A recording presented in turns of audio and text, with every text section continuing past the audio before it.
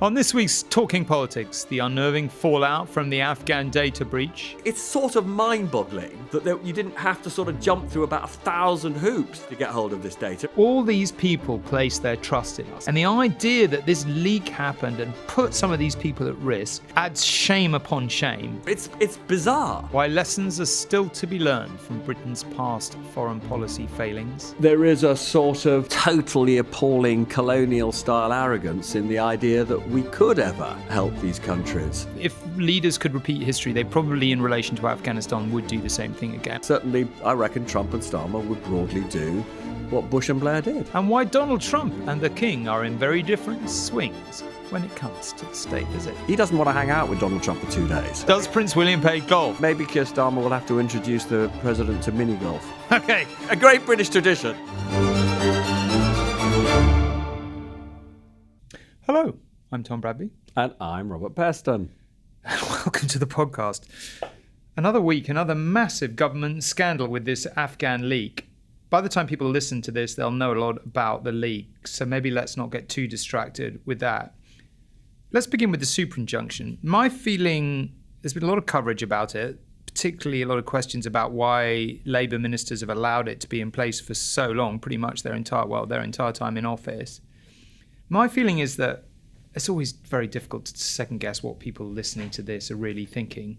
But I do think the super injunction is probably a bigger issue for journalists than it is for the public. I don't know what you think about that.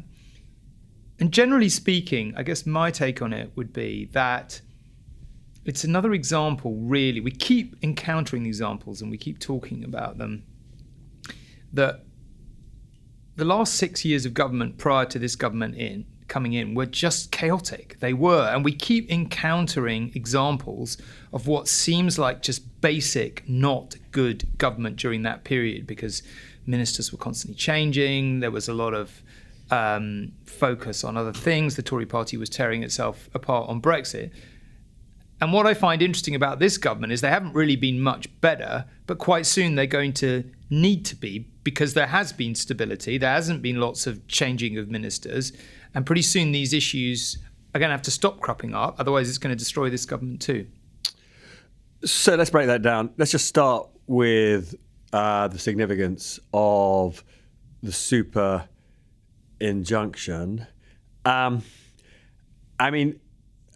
think this is of interest to more than the media, more than journalists, although, to be clear, as journalists, we hate super injunctions because we believe our job is to tell our viewers, readers, listeners what's going on in the world. And if a judge says you can't even refer to the existence of a story, let alone simply say we're not allowed to talk about it, we hate that stuff, right? But it's not just us who hate that stuff. There is an issue about democracy here. One of the things that is sort of extraordinary, there's so many extraordinary things about this debacle, but one of the things that is extraordinary about this debacle is that under the terms of the super injunction, the previous government, and there were two defence secretaries or secretaries for defence relevant in this case. First was Ben Wallace, who was still Secretary of State for Defence for a few days, while when the original when they originally discovered in government that there'd been this catastrophic leak, and he was replaced by Grant Shapps. They told John Healey, who was then Shadow Secretary of State for Defence. I don't think they told him everything, but they told him a bit about it. He, subject to the super injunction, couldn't even tell Keir Starmer, his leader, right? So Keir Starmer doesn't find out anything about this until after the general... That is amazing. So that is sort of bizarre.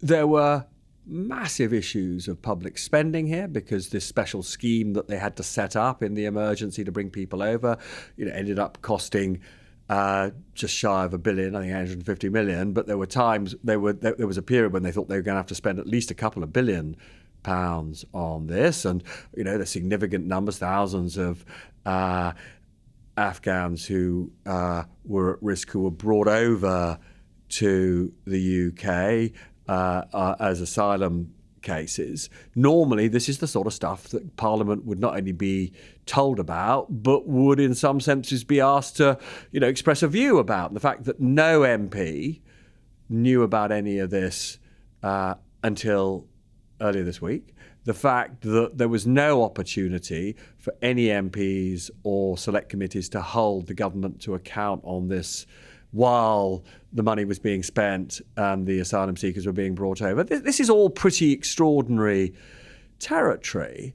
And there are therefore questions about whether, in some ways,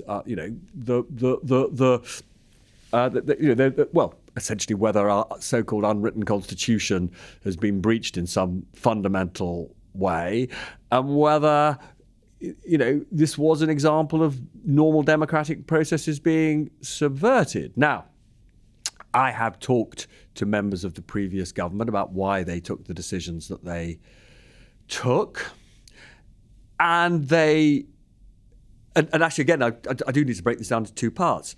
Ben Wallace took the decision to seek an injunction, right? Now, an injunction stops people like us reporting on the contents of the leak, but we can say there is an injunction about a security breach, right? We can say that, right? Yeah. Now, he has actually said in public today, I think on the BBC, that he was quite satisfied that the injunction would be enough. Now, I happen to know that within a matter of just a few weeks, when Grant Shapps replaces him, that Grant Shapps, as Secretary of State Defence, decides an injunction is not enough. He thinks that there's a risk that the Taliban will effectively find out that they'll, via the fact that there is an injunction on something sensitive, that this document, this file of names of Afghan people who either helped the British government or helped other Western governments exists, and he thinks that therefore he has to go for this super injunction to reduce the risk that the Taliban... Which, if you were in his position and you were advised that that was a possibility, you probably would, wouldn't you? I mean, I think, that's a very tricky decision for a minister to make. You may or may not, but let's be clear, we don't know why Ben Wallace takes one decision. And Grant Shapps takes another. And Grant Shapps takes another decision. A decision which actually has, as I understand it, a very unusual provision which says even Parliament can't be told, right? So quite often with injunctions, as you know, we've seen this. MPs have stood up and breached the injunction, right? This, I think, I haven't been able to go back and absolutely verify this, but my understanding is the terms of this super injunction meant that no MP would be, it would overrule parliamentary privilege. Right, that no MP would be allowed to even mention the existence of it. You feel that's a thin end of a wedge. But that is an interesting issue. Yes. Which is why I think the Speaker is now looking at it. Now, but again, obviously there will now be select committee, there's going to be a Defence Select Committee inquiry. I wouldn't be at all surprised if there turned out to be other, I don't say we've got the Speaker looking at it, but I wouldn't be surprised if there turned out to be other inquiries. But, something we've got to get to the bottom of is why the view of the MOD, why the view of one Secretary of State about the nature of the injunction changes. Because the facts haven't changed. I mean, the facts are, the thing that I find terrifying, genuinely terrifying, actually, if I'm, not overstating my emotions about this, is this document, this file, gets sent to a person in Afghanistan by somebody described to me as a member of the Special Forces who was involved in just vetting the question of which Afghan people should come over to the UK and be granted asylum, he had no idea that he was emailing off quite so much data. As I understand it, he thought he was sending over a few names, which a source on the ground would sort of basically check out. These names would be checked out to find out whether they were sort of legitimate asylum seekers, as it were. He didn't realise that within this document there were these thousands of names, thousands and thousands of names. Isn't that weird? But there are so many and puzzling that this data even exists in one place that anyone can access without enormous security procedures. But so that is the point. That is the point I'm making, which is. Yeah. I mean, there was obviously an issue around how he himself didn't realise that the document hadn't been cleaned up properly for sending. Yeah. And, I think what happened, it's a bit like, I don't know how often you in the past use Excel spreadsheets, but of course... Not very often. Okay, I've spent much of my career looking at Excel spreadsheets. Sure you have. And there are basically, you'll get a front page. Yeah. And then down the bottom, there are a bunch of tabs. And then, until you click on the tabs, you can't actually see what's on the other pages. And so I think what broadly happened, this is slightly simplifying, is that this bloke simply didn't realise what was on the other pages in terms of the tabs. But putting that to his human error to one side, and everybody I've spoken to says, he just thought he was doing an important job. This wasn't a malicious leak or anything like that. He just thought he was doing a humanitarian. Got to feel a bit sorry for the guy. Of course, I'm sure he felt absolutely appalling when he learned about this. But the point I'm making is that it is mind-boggling. It's really your point that he could have access to all this data and just be in a position to send it off to anybody, as it were. Ministry of Defence has more sensitive data than pretty much any department one can think of. Where were the protections? Where were the protocols that meant that this? It's sort of mind-boggling that this accident could have happened, that you didn't have to sort of jump through about 1,000 hoops to get hold of this data. It's bizarre. I tell you what, it also shines a light on. Could I make one final point? Yeah, go on then. Which is the other thing, which is which we did talk about on the news at 10. But this also horrifies me, right? So the document is sent off in February 2022. It's leaked in February 2022, the MOD doesn't discover that the leak has happened until August 2023, and only discovers it because some person, I don't know whether you want to call them mischievous or malicious, posted about it on Facebook. So there's this 16-month period where it's just available in Afghanistan. And I mean, again, who knows what happened to that document? So the government finds out about the leak in August 2023. There's a general election in July 2024. That's 11 months, right? Another year has since passed, right? So, in other words, the failure to disclose any of this, either to the public or parliamentarians, there's a longer period where the information is suppressed under this government than there was under the previous government. Now, obviously, the original debacle and the major part of the disaster has to be laid at the previous government's door.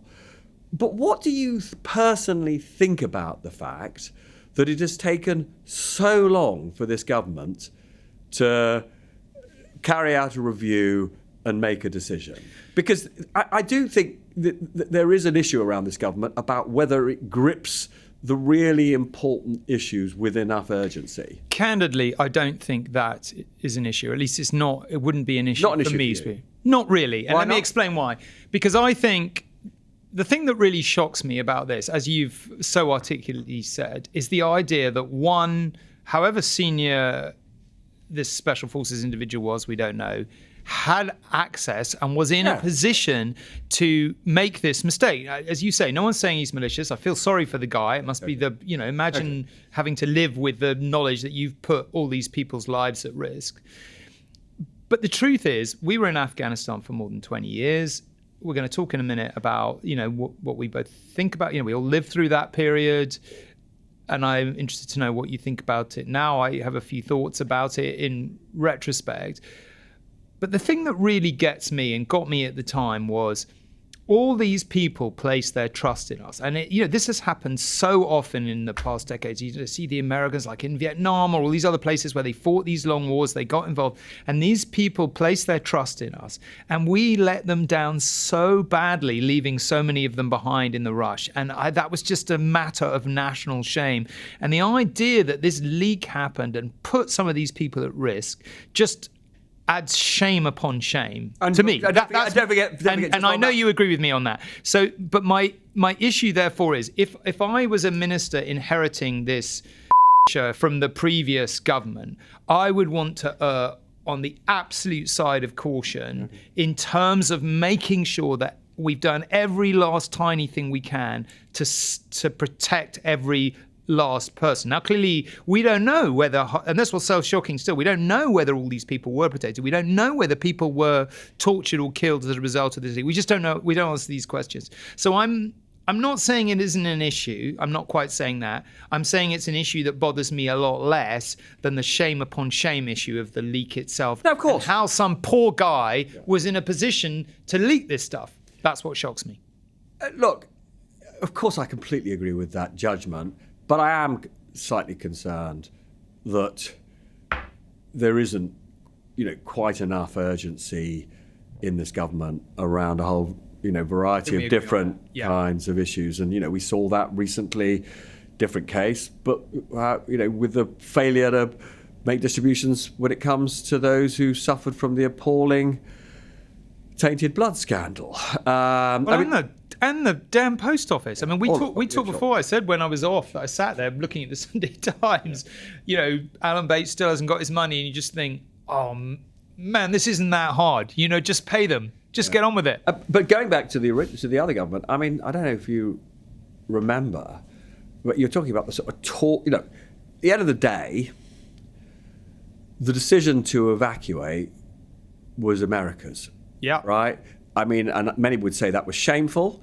We saw it coming. But it wasn't like it was the world's biggest surprise. Sure, but, in the end, as usual, we're the junior partner in all of this. It was very hard for us to stay if they were leaving. But everything about it felt tawdry at the time. I mean, do you remember that sort of cringe-making episode about, dogs being evacuated rather than people? I mean, which almost brings tears to my eyes when I sort of think about it. Pictures, I mean, it was, some people may have forgotten. It was full-on Fall of Saigon stuff, people trying to attach themselves to airplanes, falling off. I mean, it was absolutely shocking. I started as Asia correspondent for ITV in '98. The first big story I covered was Bill Clinton cruise missiling the Al-Qaeda training camps in southern Afghanistan. And it was pretty clear at the time, I flew straight to Islamabad, went up to the border. It was pretty clear at the time that it wasn't really touching the sides of Al-Qaeda. 2001, I'm just back in England when 9/11 happens. And of course, then we go into the invasion of Afghanistan. And I suppose one of the things I wanted to ask you is, given that we know how it ends, but we also know where it began with 9/11, do you think, with the benefit of hindsight, if you could go back and be Tony Blair and George Bush, they'd do it all over again? They would definitely do that all over Even again. Despite the fact we spent 20 years nation building, it was a catastrophe. It didn't work. We ended up running away in humiliation and sending it back to the Stone Ages. Even. All right. I mean, look, I think there are two separate issues. I mean, unlike the invasion of Iraq, post 9/11, there was a logic to greater engagement in Afghanistan. Yeah. Given where quite a lot of the relevant terrorists were.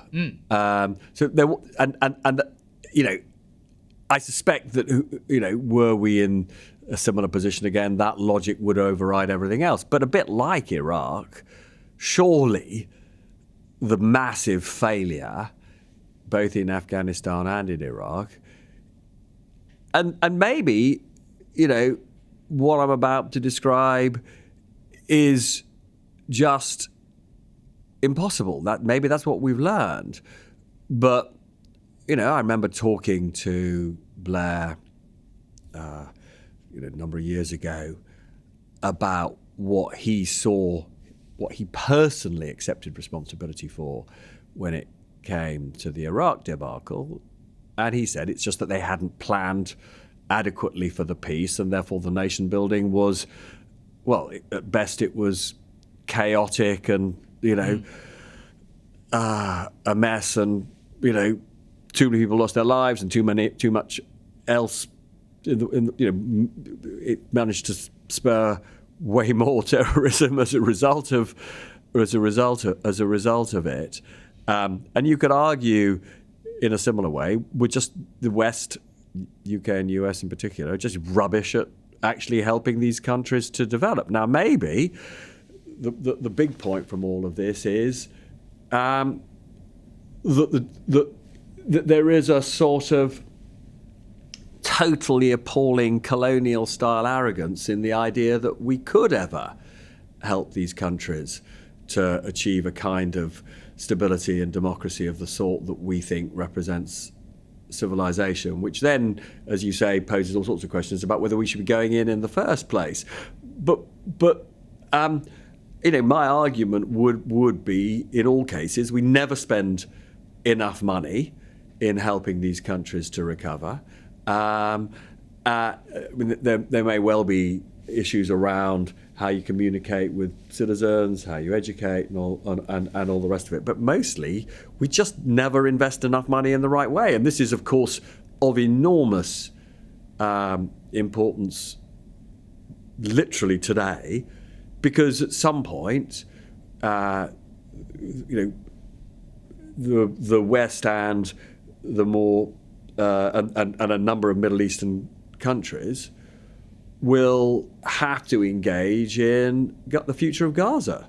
We haven't yet, there's no consensus, tragically, around what the recovery of Gaza looks like. But the one thing that is patently going to be important is that this time enough money is invested, quite apart from, what is obviously the much more fundamental question, which is, when you recognise Palestinian statehood and how you move to the so-called two-state solution, and I don't know whether this is the right moment to slightly move off the agenda we're talking about, but, one of the things that was very striking about Macron's recent state visit here was he was very clear that he wants to move relatively rapidly to formally recognising a Palestinian state.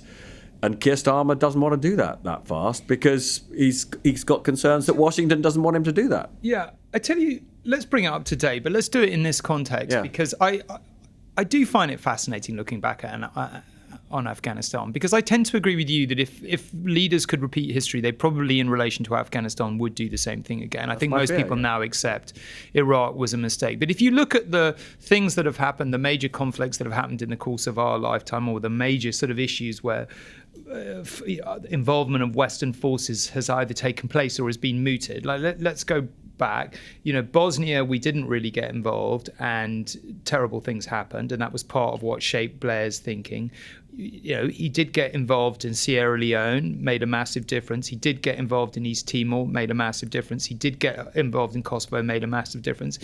We invaded Afghanistan. Hard to see in retrospect really what choice they had. They wanted to take care of the al-Qaeda threat. I think one would have to acknowledge they did take care of the al-Qaeda threat. Iraq, there's been a lot of rewriting history, I think, about Iraq, and one shouldn't forget that, even though there weren't weapons of mass destruction, Saddam Hussein was one of the very few world leaders who's ever used weapons of mass destruction against the Kurds at Halabja and so on. He was a very, very bad man who certainly had ambitions in that direction, even if he didn't have any at the time. But I think almost everyone would acknowledge now Iraq was the wrong war in the wrong place at the wrong time, and frankly ended up as a catastrophe. But so did Afghanistan. But I still think, that if something were to happen like that today, that certainly I reckon Trump and Starmer would broadly do what Bush and Blair did. Trump has got more involved in foreign conflicts than Joe Biden arguably ever did. He's bombed the Houthis, he's bombed Iran. We don't really know what the long-term consequences of that are. As you say, we don't, the Israeli war in Gaza, we don't know what the consequences of that are going to be in the short to medium term. And then there's Russia and Ukraine, and I'm kind of interested to know my personal feeling about Trump and Putin is that Trump has a very peculiar relationship with Putin, and for all that he's a bit irritated and sounding off about him, I just think we need to have a bit of a reality check. All he's agreed to do so far is to sell American weapons to his NATO allies, agreeing that they're going to go to Ukraine. But that doesn't strike me, honestly, as the world's biggest concession. And he's made some sort of noises about quite unspecific, secondary tariffs, if Putin doesn't agree a ceasefire in 50 days. I wondered what you made of all that. We've talked a lot before about Trump and whether his kind of maverick style could unlock things. So far, the jury's out. And that's not to say, I think, that I don't think the jury's out. Well, he patently hasn't unlocked anything. Well, not quite true. No, not in Ukraine, but I mean in Iran. Ukraine. No, I mean in Ukraine. Yeah, in Ukraine. But what do you think of the whole Trump-Putin axis? Are you at all inclined to think that there's been any chink in that armor and that the bromance is fading? Because I'm just not sure I think that that's likely.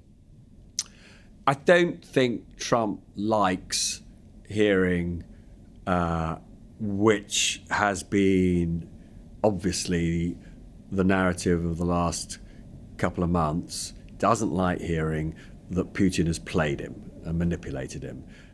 He thinks of himself as the great deal maker, and so he's trying to claw back some personal, pride.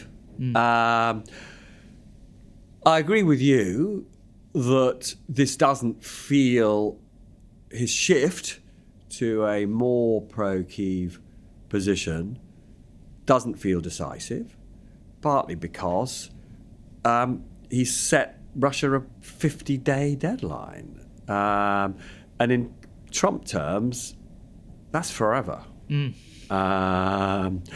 loves deadlines, doesn't he, really? Yeah, but the interesting thing about his deadlines is they're always rolling. Yeah. Right? I mean, maybe they're useful in a way to focus minds, but, Putin, who is, one thing we know is he's pretty smart at geopolitics. He will have noticed that Trump has set a whole variety of different deadlines when it comes to imposing tariffs on the world, and these deadlines keep shifting. And so, if I were Putin, I would see the deadline as, basically giving him a bit more space to acquire yet more territory. Look, there will presumably come a moment when Putin will take the view that he is so dug in to such a significant extent within swathes of Ukraine that he'll feel it is at that point worth having talks about how to hang on to all of that. So I still assume that at some point we will get to some kind of peace, ceasefire, and some sort of something that looks a bit like peace talks. But, my working assumption is that my view is, who knows whether that's 50 days or 100 days or 150 days. There's no rational way of determining that. Can we come finally then, because you mentioned Starmer and Trump, because it's not long here now until Trump's coming over in July, and then he's coming back in for this big state visit in September. We've talked a lot about Trump, and I still think if one's being objective about Trump, that he hasn't achieved anything in Ukraine, he hasn't achieved anything in Gaza, he might have achieved something in Iran, we'll see, bit too early to tell. But it's in play. In terms of his ability to shake up the international agenda, I don't think we can describe it as a failure yet, and we can't by and large describe it as a success. But it's, we're still in the uncertain period where he's indicated he wants to have peace in Gaza. He wants to have peace in Ukraine. He's trying to do things differently. He wants to make sure that, Iran doesn't have the ability to make nuclear weapons, and potentially does a deal that ensures that. Again, we'll see. So Keir Starmer's approach that we've talked about to Trump, I'm sure he would justify by saying, look, Trump's trying to shake things up. It's good to have a relationship with him for lots of reasons. But the fact remains, Trump's not very popular here, I don't think. And it's a tricky thing for Starmer, isn't it? What do you think about the state visit? I think it's tricky for the king. I mean, Trump represents everything he's stood against pretty much his whole life. I think, if you're being objective, I think the king's done a pretty good job of being king so far. I mean, perhaps better than people thought for a lot of his career. He hasn't seemed to have done anything wrong, but this is a big test for him. So what do you make of the state visit in particular, and what Starmer might be privately thinking about it and Trump at this point? So I think Downing Street will be having slight kittens about the whole thing. They wanted this, and just to be absolutely clear, the king, as I think everybody knows, was somewhat reluctant to invite Trump over, but he did it as a favour to a new prime minister who said it was very much in Britain's interest. But, I think so. There are huge numbers of absolutely substantive issues which any prime minister could have long conversations with Trump about, but Trump has sort of made clear when he talks about the state visit that he wants to have fun. He's looking forward to it as a bit of it's a sort of 2-day, sort of quite a weekend break. Is a state visit fun? I don't know. That's a good question. But I think he wants to. Can it be fun? I think he wants it to. Who's it fun for? My sense is he just thinks, great, all the pageantry, I love Britain, love kings, I'm a king, we can be two kings together. Now, the problem is, my sort of sources in the palace say that, the king basically takes the view, of course he'll give him a state dinner and he'll be polite and charming, but he doesn't want to hang out with Donald Trump for 2 days, right? He basically thinks that this is the Prime Minister's initiative, and somehow Keir Starmer has to fill those 2 days apart from the big ceremonial things like the state dinner, right? So the question is, what on earth is Keir Starmer going to be doing with Donald Trump? For those, he's not going to be playing golf, because we know that the Prime Minister is not a golfer. And obviously there'll have to be some serious talks. But I mean, I may be wrong, but I do not think Donald Trump wants to spend, 8 hours on 2 separate days talking about the future of Ukraine, or, whether or not our steel tariffs are coming down to from 25% as they currently are to naught. I genuinely think between now and September, the best minds in the country in Downing Street Prince William will be just, what can, Does Prince William play golf? I don't think he does. That might be the answer. I don't know. Maybe Keir Starmer will have to introduce the president to mini golf. Okay. That's a great British tradition. A great British tradition. That's a very good place to end. That's all we've got time for this week. I'm away next week, and Robert will soon be heading off for a well-earned holiday. But we'll be bringing you some bite-sized editions of Talking Politics Q&A throughout the summer, and I'll be back with some interesting special guests too. So look out for them. Until next time, thanks very much for joining us. Goodbye. Bye.